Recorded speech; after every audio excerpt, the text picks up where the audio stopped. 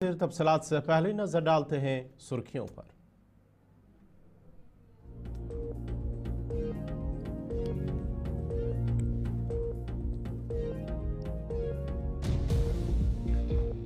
जम्मू कश्मीर की सरहदों पर कशीदगी बरकरार। कुपवारा, बारामूला, पूंछ, नौशहर और अखनूर सेक्टर में फायरिंग। डीजी एनआईए की सदारत में श्रीनगर में अफसरान के साथ मीटिंग।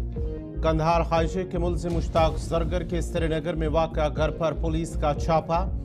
दहशतगर्दी के खिलाफ लड़ाई में भारत के साथ अमेरिका का बयान। और अमेरिका के एक बड़े एयरपोर्ट पर रेड अलर्ट जारी। एयरपोर्ट के टर्मिनल 1 पर मुसाफिर में मुहलिक जरासीम पाया गया।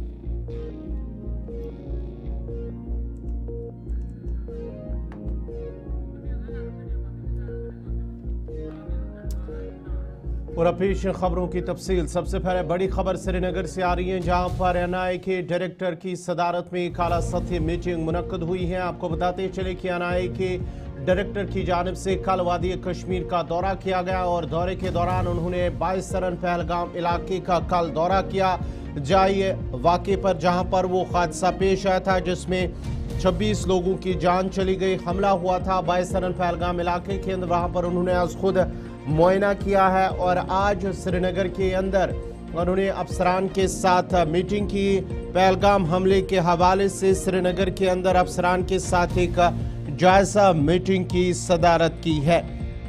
आपको बताते चले कि वजारत दाखिला की जानिब से एनआईए को इस हमले की तहकीकात की जिम्मेदारी दी गई है। और जब से एनआईए के पास से जिम्मेदारी दी गई है, उन्हें जिम्मेदारी मिली है, तब से एनआईए की जानिब से मुख्तलिफ जो लोग हैं इस इलाके के अंदर, चाहे हम जो मकामी लोग हैं जो इस हमले के दौरान वहां पर मौजूद थे, घोड़े वाले या दीगर लोग, उनसे पूछताछ की है। और उसके साथ साथ ही ऐनी शाहिदीन जो उस वक्त उस मकाम पर मौजूद थे उनसे बातचीत की, पूछताछ की है उनके साथ भी।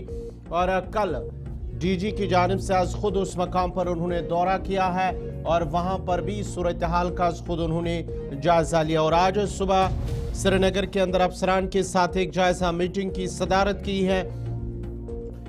आज दूसरे दिन ये डीजी का, कल उन्होंने पहला दिन था उनके दौरे का और आज उनका दूसरा दिन है, जहां उन्होंने अफसरान के साथ श्रीनगर के अंदर एक मीटिंग की सदारत की है।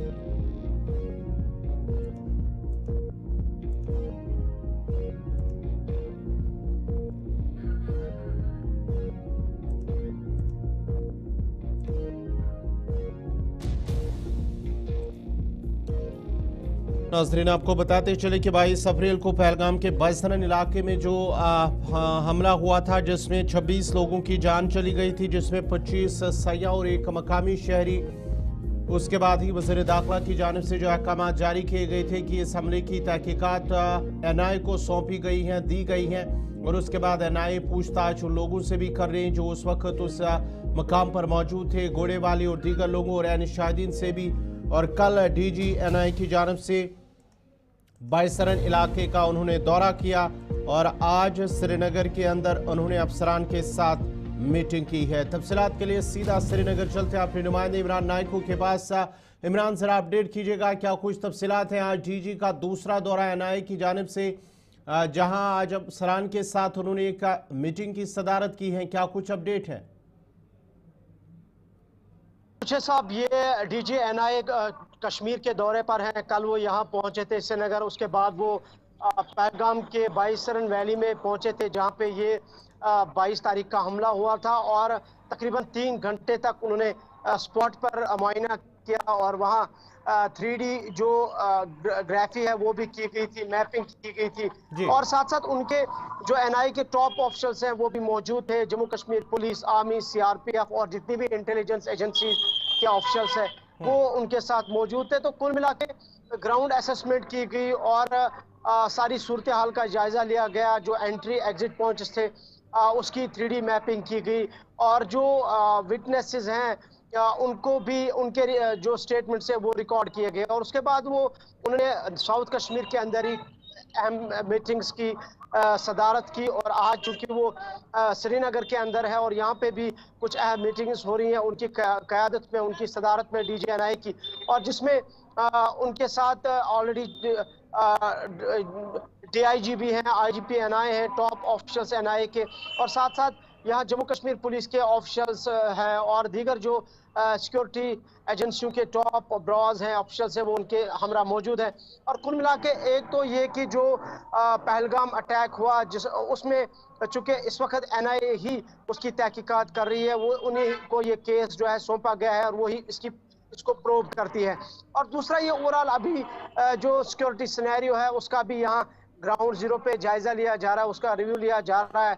और इमरान, ताकि जो एक और चीज़ मैं जानना चाहूँगा। एक तरफ से NIA की टीम जो इलाके के अंदर वादी कश्मीर के अंदर है, लेकिन दूसरी तरफ से इस तरह की खबरें आ रही हैं कि पुलिस की जानिब से छापामारी का सिलसिला वादी कश्मीर के मुख्तलिफ इलाकों के अंदर भी जारी है। देखिए, अगर आपको याद होगा कि जब से पहलगाम हमला हुआ है, इस इंसिडेंट के बाद कश्मीर में सिक्योरिटी फोर्सेस ने क्रैकडाउन शुरू किया। जो कई सारे जो मुशतबा अफराद है उनकी गिरफ्तारी अमल में लाई गई और जो एलिजेड OGWs है उनके घरों पे छापामार कार्रवाई की गई, जो फॉर्मर मिलिटेंट्स थे उनके घरों पर छापामार कार्रवाई की गई। और जो इंटेलिजेंस एजेंसीज ने कुछ 14 एक्टिव मिलिटेंट्स के नाम दिए हैं, उनके घरों को या तो मसमार किया गया, उनको ब्लास्ट किया गया, या तो कई सारे लोगों के घरों पर छापामार कार्रवाई की गई।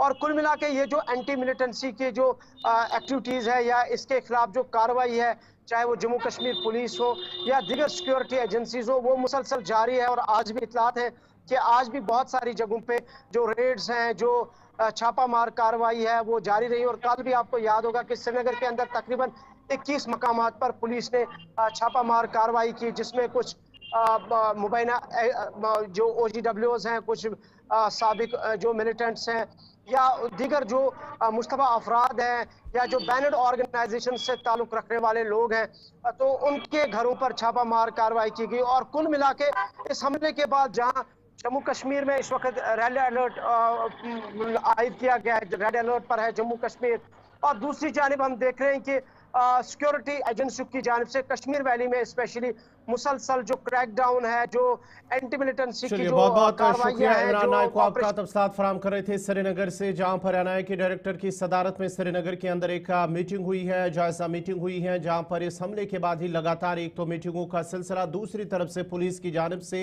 जो भलाई वर्कर है या मिलिटेंटों के साथ कोई भी राब्ता या दीगर जो ममनुआ तंजीमें हैं उनके साथ जो वाबस्ता लोग हैं उनके खिलाफ लगातार कार्रवाई जारी है। बढ़ते आगे, जहां हम पाक भारत सरहदी कशीदगी की बात करें तो LOC पर एक बार फिर जो लगातार आज 8वें दिन भी फायरिंग हुई है और फौज की जानिब से कहा जा रहा है कि पाकिस्तानी फौज की जानिब से सीज फायर जो जंगबंदी की खिलाफ वर्जी है वो लगातार आज 8वें रोज भी की गई है। LOC और बैनुल-अक़वामी सरहद पर फायरिंग, कुपवारा, बारामूला, पूंछ, नौशहरा और अखनूर में एक बार फिर फायरिंग हुई है और भारतीय अफवाज ने पाकिस्तानी गोलाबारी का जवाब भी दिया है। पहलगाम हमले के बाद पाक भारत के दरमियान कशीदगी जारी है। लाइन ऑफ कंट्रोल और बैनुल-अक़वामी सरहद पर हालात पुरतनाव है। फौज का कहना है कि गुज़िश्ता दरमियानी शब पाकिस्तानी फौज ने एक बार फिर उड़ी, कुपवारा, अखनूर, नौशहरा और सरहदी जिला पुंछ में छोटे हथियारों से फायरिंग की है। फौज का मजीद कहना है कि मुसलसल 8वें रोज भी जंगबंदी की खिलाफ वर्जी की गई है। ताहम भारतीय फौज की जानिब से पाकिस्तानी फायरिंग का मुअस्सर जवाब दिया गया है।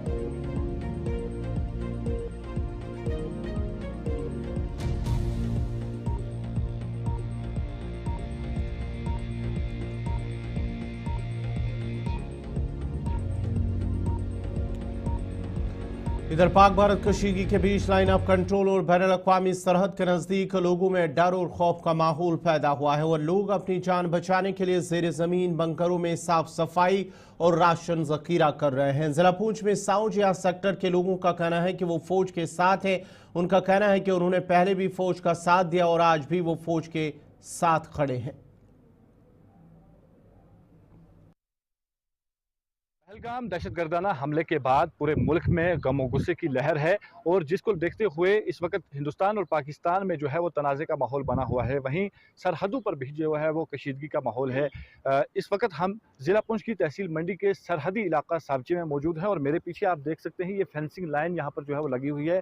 ये इलाका जो है LOC लाइन ऑफ कंट्रोल जो है वो 0 पॉइंट पर है और इस वक्त हम 0 पॉइंट से आपको ये रिपोर्ट दिखा रहे हैं कि इस वक्त जो है किस तरीके के हालात जो है वो LOC पर बने हुए हैं और यहाँ के लोगों की जो है वो किस तरीके से तैयार हैं फ़ौज का साथ देने के लिए। और कोई भी हंगामी सूरत हाल अगर पैदा होती है तो यहाँ के लोग जो है वो किस तरीके से फ़ौज का साथ देंगे, क्योंकि इससे कबल भी यहाँ के लोगों ने दुश्मन मुल्क के जो है वो हर नापाक अज़ाइम को नाकाम बनाने के लिए हर मुमकिन कोशिश की है और फ़ौज का साथ दिया। और इसके आगे जो है अगर अब कोई भी हंगामी सूरत हाल पैदा होती है या जंगी सूरत हाल पैदा होती है तो यहाँ के इलाका के लोग नौजवान जो है वो किस तरीके से फ़ौज के साथ खड़े होंगे और अपने मुल्क के लिए जो है वो कुर्बानियाँ पेश करेंगे। हमारे साथ यहाँ के नौजवान मौजूद हैं, इनसे हम बात करने की कोशिश करेंगे। इस चीज़ को निपटने के लिए जो भी इनिशिएटिव हमारी भारत सरकार ने लिया उसका हम पूरी आवाम की तरफ से और ख़ासकर LOC ये जो बॉर्डर इलाके के लोग हैं उसको वेलकम करते हैं, क्योंकि दुश्मन मुल्क को के दांत खट्टे करने के लिए और उसको जड़ से उखाड़ कर फेंकने के लिए और उसकी मिलिटेंसी को ख़ात्मा करने के लिए जो भी भारत सरकार ने इनिशिएटिव लिया है और जो भी एयरफोर्स को या फिर सैन्य दल को जो भी इंडियन आर्मी को जो आदेश मिला है उस आदेश के साथ हम शाना बशाना खड़े हैं। और अगर मैं बात करूं इस सरहदी इलाके की, और यहाँ पर भी पूरे लोग जो है गम और गुस्से में हैं और गम और गुस्से के आलम में एक मैसेज पास करना चाहते हैं आवाम की तरफ से कि हम इंडियन आर्मी के साथ जो हमारे इन पहाड़ी इलाकों में हमारा प्रोटेक्शन कर रहे थे, हमारा तहफ़्फ़ुज़ कर रहे थे।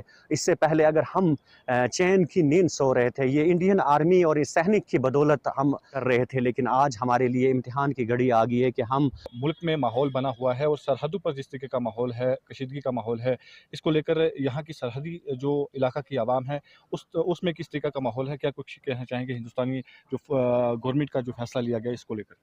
इंडिया गवर्नमेंट जो भी फैसला लेती है इस बारे में हम उसका वेलकम करते हैं। जो पहलगाम में वाक़ा हुआ है हम उसके कड़े अल्फाज में जो है मज़म्मत करते हैं। जिस दिन वो वाक़ा हुआ तो हमने उस दिन खाना तक भी नहीं खाया। हमारी बच्चों ने, हमारी औरतों ने रोया जब वो देखा, हमने वीडियो देखी वहाँ पे जो अटैक हुआ है उसकी हम मज़म्मत करते हैं। तो डर और खौफ है, लेकिन जो भी कुछ होता है तो हम उसके लिए जो है वो तैयार है। अपने गवर्नमेंट, अपने फ़ौज, पुलिस के साथ हम लोग शाना बशाना इससे पहले होते आए और होते रहेंगे। जब से मिलिटेंसी चल रही है तब से हमारे लोग जो हैं बिल्कुल अपना फ़ौज अपने मुल्क के दिफा करते हैं, अपने मुल्क के जो है वो हिफाजत के लिए तैयार हैं। जितना फ़र्ज़ हमारी इंडियन आर्मी J&K पुलिस का रोल बनता है उससे ज़्यादा हमारा रोल बनता है यहाँ अपने इलाके की रक्षा करना, उसका दिफा करना। यहाँ के लोग जो है अगर कोई भी जंग की सूरत हाल पाकिस्तान और इंडिया के दरमियान हो जाती है तो यहाँ के लोग किस तरीके से तैयार हैं? बिल्कुल दी, जैसे हमारी जो गवर्नमेंट जैसे चाहेगी हम उनके साथ में शानो बिशाना बिल्कुल तैयार रहेंगे, क्योंकि हम इधर हिंदुस्तानी है और हिंदुस्तानी हैं और हम इनके लिए जो है बिल्कुल जान भी कुर्बान कर सकते हैं। जो ऐसे हालत होते हैं ऐसे हालत नहीं होनी चाहिए, ये बहुत गलत है। अपना नाम बताएं। मेरा नाम मोहम्मद अकरम है। अकरम साहब, क्या कहना चाहेंगे अगर कोई भी जंग की सूरत हाल पैदा होती है तो इस इलाके में जो बंकर जो बनाए गए थे लोगों ने वो साफ़ सफाई करके तैयार कर लिए हैं? सबसे मैं आप मीडिया का शुक्रगुजार हूँ, आप सावजियाँ देहात में पहुँचे। हम तो गरीब पस्ता इलाका है, सबसे मजम्मत करता हूँ, चाहे हिंदू हो मुसलमान हो, हम एक पटरी पे चढ़ते हैं, हम एक हिंदुस्तानी हैं, आज भी हिंदुस्तानी हैं। और हमारे बुजुर्ग बोलते हैं कि हमने 1947 और 1965 का जंग देखा है, उन्होंने साथ दिया, हम भी इंशाल्लाह उनके साथ रहेंगे हिंदुस्तान के साथ।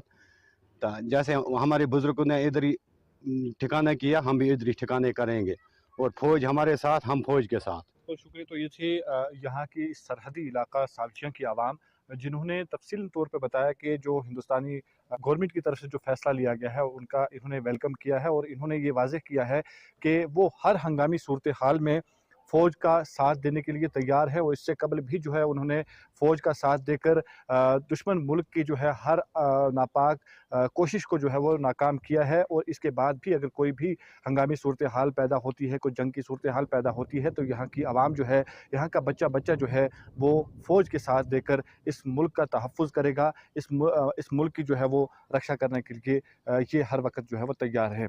गुलिस्तान न्यूज़ के लिए इरफान मुगल, LOC साबजियाँ मंडी। उधर शुमाली कश्मीर के बारामूला उड़ी इलाके में भी जंगबंदी की खिलाफ वर्जी से लोगों में खौफ का माहौल पैदा हुआ है। एक तरफ जहां लोग पैदाशुदा सूरत हाल को लेकर काफ़ी परेशान हैं, वहीं उड़ी के लोगों और तलबा का मानना है कि जंगबंदी किसी मसले का हल नहीं है। उन्होंने कहा है कि जंग से सिर्फ तबाही होगी।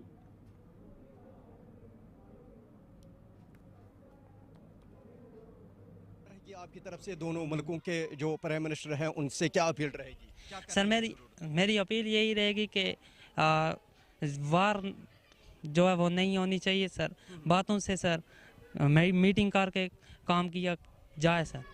मैं चुरुंडा से आता हूँ, मेरा नाम शफकत है। अच्छा, आप सारे बच्चे चुरुंडा से आते हैं? किस किस गांव से यहाँ पे बच्चे आते हैं पढ़ाई? सर यहाँ बहुत दूर दूर से बच्चे आते हैं। ये बहुत एक ही हाई स्कूल है इस पूरे इलाके में। सर यहाँ कम से कम 12-13 किलोमीटर चलकर पैदल आते हैं हम चुरुंडा से। और उसके चुरुंडा के साथ है वही 12-13 किलोमीटर भटकरा, वहाँ से आते हैं। और थाजल से आते हैं बच्चे सर, तिलावाड़ी से आते हैं और हथलंगा से आते हैं, वो भी तकरीबन 9-10 किलोमीटर दूर है। मोटल से आते हैं, वो भी बहुत दूर है सर। हम यही चाहते हैं कि यहाँ हमें ना आना पड़े हमें, क्योंकि सर गोलाबारी को आप बात करें, हमें उसके अलावा भी बहुत डर रहता है रास्ते में। यहाँ पे जो वैली है हमारी बीच में, यहाँ पे कोई बंकर्स नहीं दिए गए हैं, कोई फैसिलिटी नहीं है अभी। लोगों के पास पर्सनल बंकर्स हैं लेकिन ऐसे कोई बात नहीं है। तो क्या कहेंगे आप जो इस वक्त हालात नासाजगार बने हुए? जी, सबसे पहले तो मेरा नाम उबैद है और मैं इसी स्कूल में क्लास 10th में पढ़ता हूँ। जैसे कि अभी यहाँ पर अमन है, तो अल्हम्दुलिल्लाह हम सब इस अमन को लेकर हम शांत ना, हमारे अमन बरकरार नहीं रहता यहाँ पर। जैसे कि फायरिंग्स वगैरह होती हैं, तो इससे पहले भी हमने फेस किया है। 2019 में जब यहाँ पर फायरिंग होती थी, हमारा जानी नुकसान भी बहुत हुए हैं, यानी हमारे मोहल्ले के साथ एक डेथ भी हुई थी और मकानात भी जल चुके थे। तो यहाँ पर काफ़ी नुकसान होता है जब यहाँ पर फायरिंग होती है। तो हम चाहते हैं कि अमन ही बरकरार रहे। इसी इलाके के साथ साथ चाहे हम दीगर इलाकों में आज हम गए, मगर लोगों में काफ़ी खौफ है, काफ़ी हिरास हैं, क्योंकि बच्चों का ये कहना या लोगों का ये कहना किसी भी वक्त भी गोलाबारी हो सकती है, क्योंकि काफ़ी नुकसान। बिल्कुल बिल्कुल बिल्कुल। जैसे कि अब यहाँ पर ऐसी यानी सिचुएशंस है फायरिंग होने की, यानी हम लोगों के बीच में ऐसी बातें तो है, लेकिन उस चीज़ को लेकर तो डर खौफ है। पहलगाम हमले के बाद यूटी जम्मू कश्मीर में इस वक्त हालात नासाजगार बने हुए हैं और लगातार जो है गोलाबारी का सिलसिला वक्फे से जारी रहा। चाहे हम उड़ी सेक्टर के हवाले से बात करें या टंगडार सेक्टर या इसके साथ साथ दीगर सेक्टरों के हवाले से बात करें, क्योंकि देखा जाए कल जो है बाकायदा तौर पर यहाँ पे उड़ी के मुख्तलिफ इलाकों में जो है फायर वायलेशन का उल्लंघन किया गया पाकिस्तान की जानिब से। हालांकि उसके साथ साथ यहाँ से भी बाकायदा तौर पर उनको जवाब दिया गया। और देखा जाए सिचुएशन जो है इस वक्त नाजुक बनी हुई है, क्योंकि देखा जाए आज हम उड़ी के मुख्तलिफ इलाकों में गए और मुख्तलिफ लोगों के साथ साथ बच्चों के साथ हमने बात करी और किस तरीके के इंतजामात किए गए हैं। चाहे हम यहाँ पे कम्युनिटी बैंकरों के साथ साथ नॉर्मल बैंकरों के हवाले से बात करें, क्योंकि बताया जाता है 44 बैंकर जो है इनको पिछले सालों में यहाँ पे बनाने थे और 44 में से तकरीबन 36 बैंकर अभी तक बनाए गए और चंद एक बैंकर जो है वो खस्ता हाली का शिकार हैं, क्योंकि वो बिल्कुल जो है बर्फबारी की वजह से या बारिशों की वजह से डैमेज हो चुके हैं। हालांकि उसको देख रेख करने के लिए जो है यहाँ पे इंतज़ामिया जो है मुतहरिक नज़र आ रही हैं। और देखा जाए स्कूली तलबा तालिबात जिनके साथ हमने बात करी, उनका ये कहना है कि हर वक्त जो है डर सा माहौल रहता है। जिस वक्त हम घर से निकलते हैं सुबह सवेरे, हालांकि उस वक्त जो है काफ़ी खूब सा माहौल देखने को मिल रहा है और दिन भर जो है यही माहौल, यही सूरत हाल जो है वो नज़र आ रहा है। और देखा जाए सरहदी इलाके कमलकोट सेक्टर की बात करें या हाजीपीर सेक्टर या रामपुर सेक्टर के लाइन ऑफ कंट्रोल पे जो है वक्फे से जो है जो छोटे छोटे हथियार जो है वो इस्तेमाल किए जाते हैं और इसकी वजह से जो है लोगों में काफ़ी डर है। लोग यही चाहते हैं ये जो अमन अमान है ये कायम दायम रहना चाहिए, क्योंकि जिला डोडा की समाई पंचायत के धरनकड़ वार्ड नंबर 6 बुनियादी सहूलियात से महरूम है। इलाके के लोग टेक्नोलॉजी और डिजिटल दौर में भी कदीम जिंदगी बसर करने पर मजबूर है। इलाके में स्कूल, पुख्ता सड़क जैसी बुनियादी सहूलियात का फुकदान है। स्कूली बच्चे तालीम हासिल करने के लिए दुश्वार गुजार रास्ते इख्तियार करने पर मजबूर हो रहे हैं। बलीसा ये ज़िला डोडा का इलाका है जहां पर समाई पंचायत के वार्ड नंबर 6 के लोगों का कहना है कि इलाके में स्कूल न होने की वजह से बच्चे तालीम हासिल करने के लिए कई किलोमीटर पैदल सफ़र तय करने पर मजबूर हो रहे हैं। बच्चों और उनके वालिदैन ने इंतज़ामिया और हुकूमत से अपील की है कि उनके गाँव में सड़क और स्कूल की सहूलियात फराहम की जाए ताकि उन बच्चों को तालीम हासिल करने के लिए तवील फासला तय करने की दुश्वारी से निजात मिल सके। मेरा नाम मुनीबा है, मैं 8th क्लास में पढ़ती हूँ। हमें बहुत दूर रास्ता है, हमें स्कूल भी बहुत दूर है। हमें खतरा रहता है कि हमें कहीं ऊपर से पत्थर ना आए और हमारे साथ छोटे छोटे बच्चे होते हैं। मेरा नाम खुशबू बानू है, मैं 5th क्लास में पढ़ती हूँ। मैं धनखड़ से आती हूँ। मैं विनती करती हूँ, हम सब बच्चे विनती करते हैं कि हमें सरकार स्कूल और सड़क दे। मेरा नाम सहरान है, मैं 7th क्लास में पढ़ता हूँ। मैं धनखड़ से हूँ। हमें 3, 4, 3.5 या 5 किलोमीटर दूर चलना पड़ता है, वो भी वन साइड। हमें सरकार से ये अपील है कि हमें रोड और स्कूल नजदीक चाहिए। यहाँ रास्ता खराब है, पत्थर आने का खतरा रहता है। कई बार हमको चोट भी लगी है। छोटे छोटे बच्चे भी होते हैं, वो भाग नहीं पाते हैं और पत्थर भी आते हैं। हमें सरकार से अपील है कि हमें रोड चाहिए और स्कूल भी नजदीक चाहिए। रास्ता जो ऊपर से जा रहा है पादरी का रास्ता, इसने निचला वाला जो सारा डैमेज कर दिया। और हम रिक्वेस्ट करते हैं गवर्नमेंट से, उम्मीद भी रखते हैं, डीसी साहब से रखते हैं, MLA साहब से रिक्वेस्ट करते हैं हम कि हमें स्कूल होना चाहे, रोड होना चाहे। और मुझे अफसोस है, हम सब घर से आए तो मैंने बच्चों को देखा वो होमवर्क कर रहे थे रास्ते से और वो थक जाते हैं, वो स्कूल पे पूरा पढ़ नहीं सकते हैं। इसलिए हम रिक्वेस्ट करते हैं गवर्नमेंट से, डीसी से, MLA से कि हमें स्कूल और रोड होनी चाहिए। बच्चों की काफ़ी मुश्किलात है। इधर 5 किलोमीटर एक तरफ से बच्चों को चलना पड़ता है और काफ़ी दूर दराज इलाका है ये धनखड़। तो यहाँ बहुत डेंजरस रास्ता, आप खुद ही देख सकते हैं कि ऊपर से पधरी का रोड जो है वो पधरी के लिए गया था और जो पगडंडी है हमारा, ये उस रोड की वजह से पूरा डैमेज खत्म हो चुका है। अब हमें बच्चों की बहुत ज़्यादा मुश्किलात है। पेरेंट्स को साथ में आना पड़ता है और तो स्कूल पहुँचाना पड़ता है। तो हम गवर्नमेंट से यही अपील करते हैं, डीसी साहब से, अपने MLA साहब से, कि हमें गाँव में एक स्कूल दिया जाए। पहली बार हमने किसी मीडिया वाले को यहाँ देखा। यहाँ पर मेरी एज 54-55 साल है, मैं यहीं पे पैदा हुआ, लेकिन आज तक हम ऐसे ही चलते रहे। स्कूल भी, हमारे बच्चे भी ऐसे ही चलते रहे।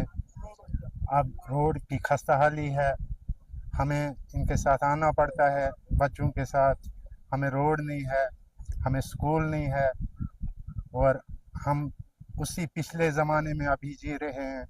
एक बहुत दूर दराज इलाके में इस समय में हूँ। पंचायत समाई का धनखड़ इलाका ये है, जहाँ पर शायद ना ही प्रशासन ध्यान देता है। कठिन चढ़ाई है, कठिन रास्ता है और ये नन्हे मुन्ने बच्चे जो मेरे साथ आप देख रहे हैं, ये बच्चे, इनकी आंखें ये गवाही देती हैं कि बच्चे कितना सफ़र करने के बाद जो है स्कूल पहुँचते हैं। और रोज़ाना अप डाउन 10 किलोमीटर का इन बच्चों का होता है और उसके बाद ये स्कूल पहुँचते हैं, अपने घर पहुँचते हैं। ना ही इस गाँव में धनखड़ जो इलाका है जहाँ पर 300 से ज़्यादा की आबादी है, ना ही इस गांव में अभी तक बच्चों को जो है स्कूल की सुविधा है और ना ही यहाँ पे सड़क की सुविधा है।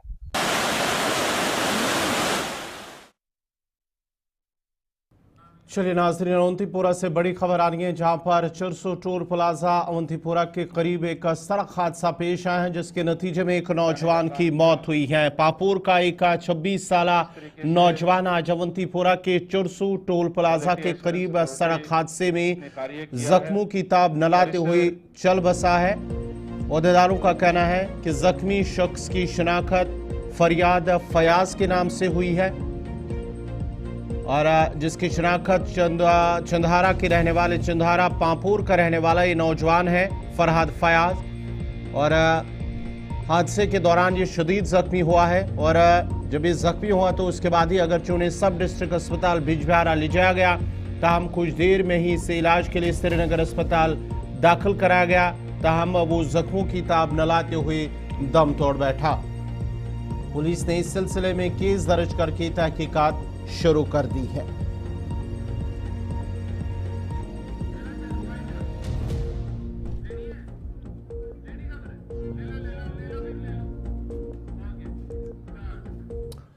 Institute of mental health and neuro sciences national mid term medical education की जानिब से आज government medical college JMC Srinagar में एक 2 रोज़ा कॉन्फ्रेंस शुरू हुआ है और 2 रोज़ा कॉन्फ्रेंस डिमेंशिया और इसके मुख्तलिफ हालतों के हवाले से बातचीत की गई है। इस कॉन्फ्रेंस का जो मौजू है, कॉन्फ्रेंस का मकसद जो है वो इस डिमेंशिया पर बातचीत करना है, क्योंकि अक्सर जब एज होती है, उम्र होती है, तो उम्र के साथ साथ इस तरह के केसेस में इजाफा देखने को मिल रहा है। और इस मौके पर माहिरीन की जानिब से डिमेंशिया के बढ़ते मामलात पर बातचीत हुई है और इस दौरान ये भी कहा गया है कि ये किन वजूहात से, किस तरह से इस मामलात में जो डिमेंशिया होता है, उम्र के साथ साथ जो यादाश्त खो देना, यादाश्त कम होना, इसके क्या वजूहात है और इस पर कैसे काबू किया जा सकता है।